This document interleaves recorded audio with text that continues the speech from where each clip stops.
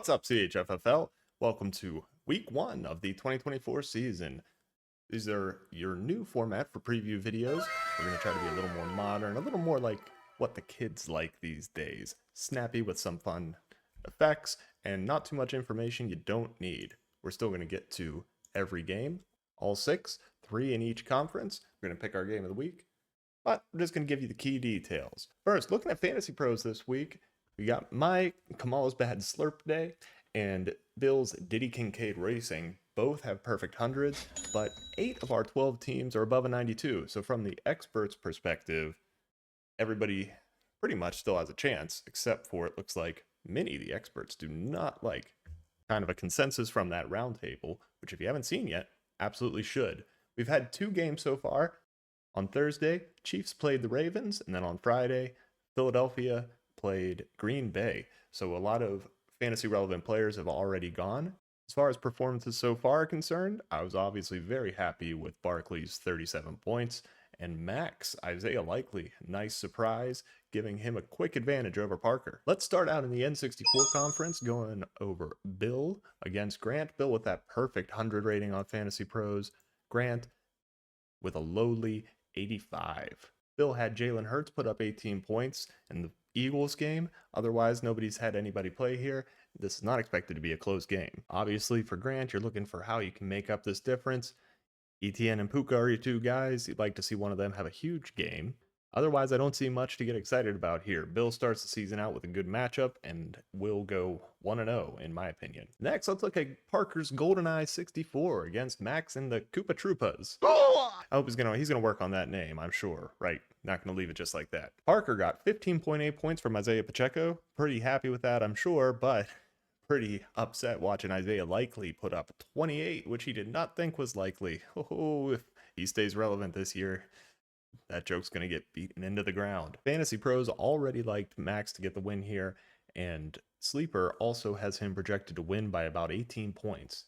Parker can make up the difference. If Josh Allen can have a big game against Arizona, that'll be at the 1 o'clock slot. Parker also has Taylor and McBride going early, so he's going to see pretty quickly if he can make up that gap.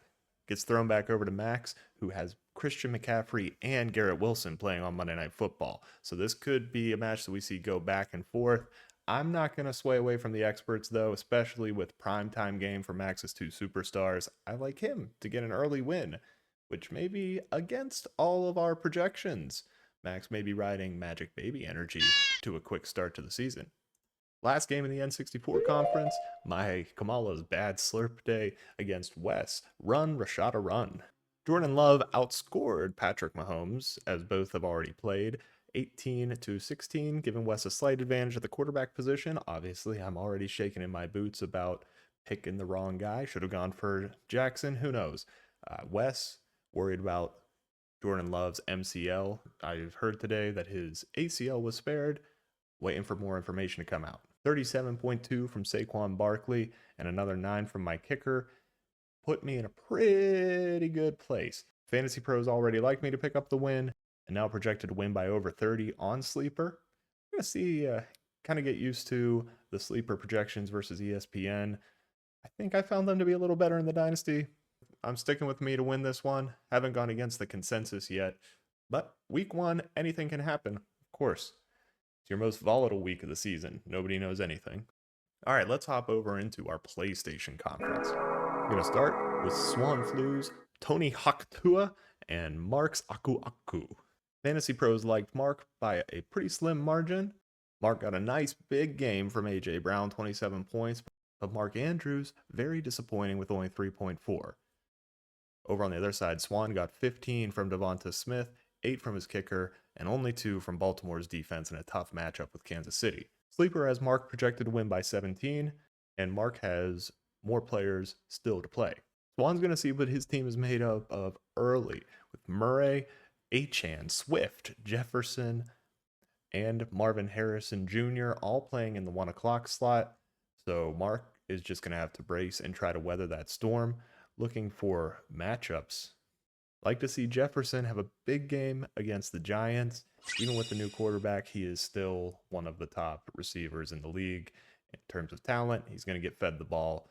So I think that's where Swan can maybe make things a little scary. On the other side, for Mark, Jamar Chase has some sort of an illness. He's listed as questionable as of the shooting of this video Saturday night. Kupp and Kyron Williams, both in the Sunday night game against Detroit, will be very important for Mark, very interesting. Despite the bad start, I'm going to have to pick at least one that's going against the grain. I'm going to take Swan in this one. I think he has all those explosive players playing early, and there's some magic about the first red zone watching of the season. Some of those guys are going to go off and just put up too many for Mark to make up the difference.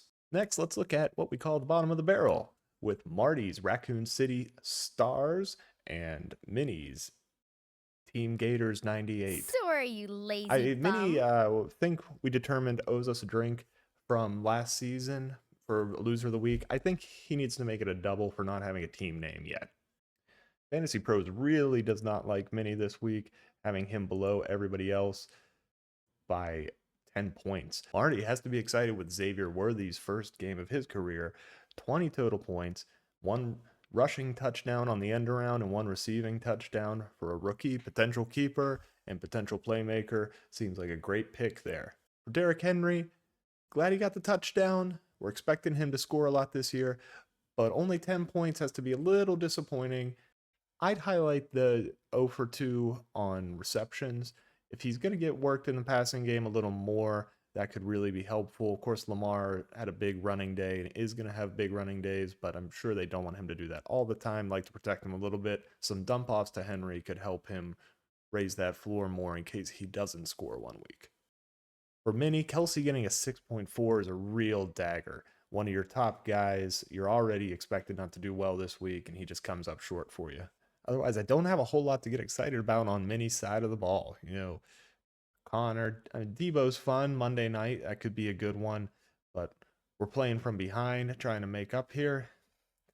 Sleeper has this pretty close, though. Sleeper likes Minnie's teams a lot more than Fantasy Pros does, looking at points projection rather than a simple rankings. Looking at this, though, I am going to stick with Marty because it's not the year of Marty again, but I do have faith in his strategy, picking these high upside guys, someone between Aaron Jones, Khalil Shakir, and Lad McConkey's Magically Delicious are going to surprise, I think. At least one of those guys is going to give Marty something to smile about like Xavier Worthy did, and he's going to pick up the W.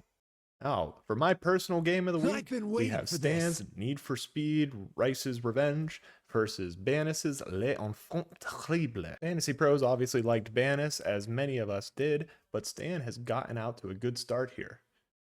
27 points from Lamar Jackson, 12 from Josh Jacobs, and 17 from his namesake Rashee Rice. Put him at 57 to Brad's 10. Those 10 coming all from his kicker. So Brad has more players still to go, but Sleeper still is projecting him to lose by 11. I think this is going to be an even closer game. I think this is going to be the most fun to watch. Stan still has his big stud in CD to go, but on the other side, Banis, let's see how those 2 high first round picks, Bijan Robinson and Amon-Ra St. Brown, do. I think this one's going to come down to the wire. Very tough time picking this. I'm going with Banis, and it's a bit of a gut call. I think we're going to have Brandon Ayuk on Monday Night Football. Going to be watching to see who wins based on how many points he scores. That's how close it's going to be. Thanks for watching. Those are your week 1 previews. We'll see you all next week. Bye-bye.